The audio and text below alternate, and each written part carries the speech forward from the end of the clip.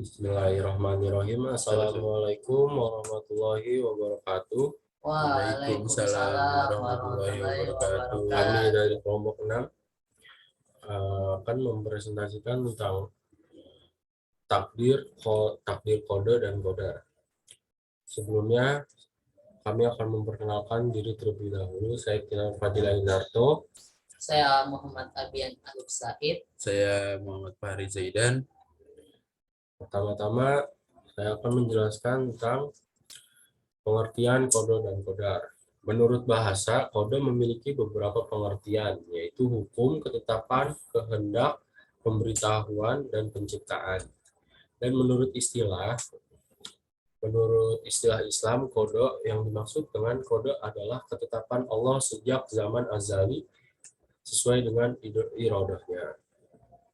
Lalu kodar menurut bahasa adalah kepastian, peraturan, dan ukuran.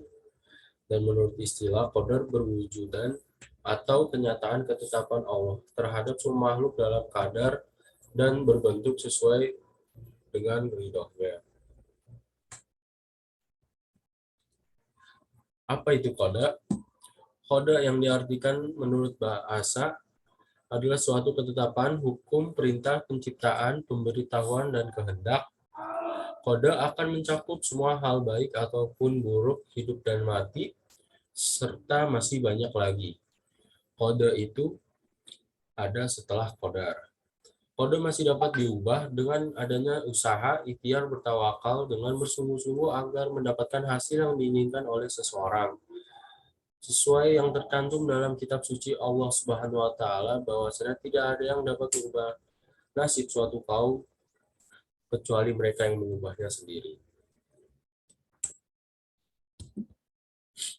Apa itu qadar?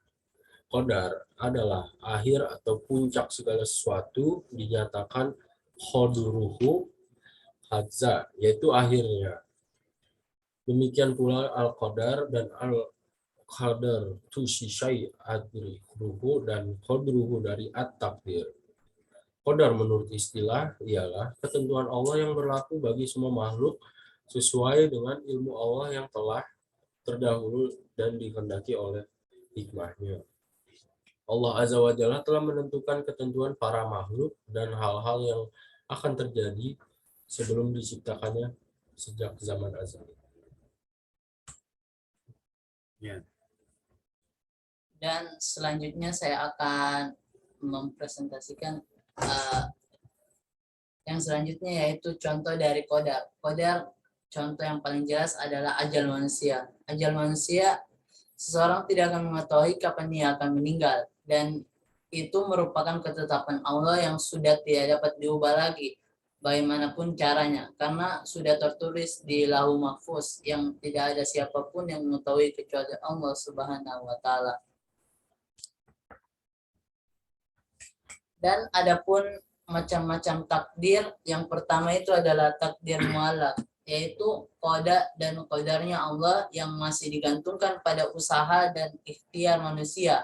Suatu contoh, seseorang ingin kaya, pintar, sehat, dan lain-lain, itu harus melalui proses usaha untuk mencapai tujuan tersebut. Sesuatu yang tidak mungkin semua itu diperoleh tanpa adanya ikhtiar. Dan adapun contoh yang dibacakan oleh saudara Kinan tadi, di dalam Al-Quran yang Allah bacakan, yaitu yang Allah firmankan, yaitu Allah tidak akan mengubah suatu kaum sebelum kaum itu merubah nasibnya sendiri. Itu adalah contoh takdir muallaq. Dan yang kedua adalah takdir mubran, yaitu qada dan qadarnya Allah yang tidak dapat diubah oleh manusia walaupun ikhtiar dan tawakal. Sebagai contohnya yaitu kematian atau ajal. Kematian tidak dapat dihindari, dan itu sudah difirmankan oleh Allah Subhanahu wa taala dalam Al-Qur'an. Dan bahwasannya seorang tidak dapat memperoleh selain apa yang diusahakan, dan bahwasannya usaha itu kelak akan diperlihatkan kepadanya, kemudian akan diberi balasan paling sempurna. Quran surah An-Najm ayat 53 sampai surat ke-53. 99 sampai 40. Ini udah di record belum sudah? B. Fungsi mengimani qada dan qadar. Memperkuat keyakinan bahwa Allah Subhanahu wa taala pencipta alam semesta. Ialah Tuhan yang Maha Esa, Maha Kuasa, Maha Adil dan Maha Bijaksana. Keyakinan tersebut mendorong umat manusia untuk melakukan usaha-usaha yang bijaksana agar menjadi bangsa yang merdeka dan berdaulat. Yang kedua, menumbuhkan kesadaran bahwa alam semesta dan segala isinya berjalan sesuai dengan ketentuan-ketentuan Allah atau hukum alam. Kesadaran tersebut dapat mendorong umat manusia untuk menjadi ilmuwan-ilmuwan yang canggih di bidangnya. Kemudian mengadakan usaha-usaha penelitian terhadap setiap makhluk Allah seperti manusia, hewan, dan tumbuhan.